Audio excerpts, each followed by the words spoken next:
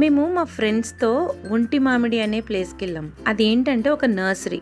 దానిలో మీకు దొరకని ప్లాంట్ అంటూ ఉండదన్నమాట. చాలా varieties of flowering plants, bonsai trees, mango trees, ఫామ్కి సరిపడగా ప్రతి ఒక్క ప్లాంట్ అండ్ ట్రీ అక్కడ ఉందన్నమాట.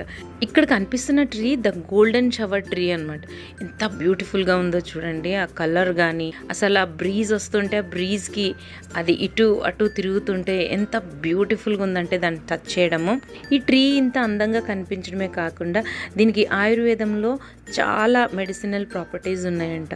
దాని లీవ్స్, బార్క్, ఇంకా ఫ్లవర్స్ ఇవన్నీ కూడా ఆయుర్వేదంలో మెడిసిన్ తయారు చేయడానికి ఉపయోగపడతాయంట.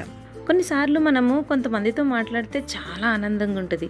వాళ్ళు చూడ్డానికి కూడా చాలా అందంగా ఉంటారు, అలానే వాళ్ళ మనసు కూడా చాలా అందంగా ఉంటుంది.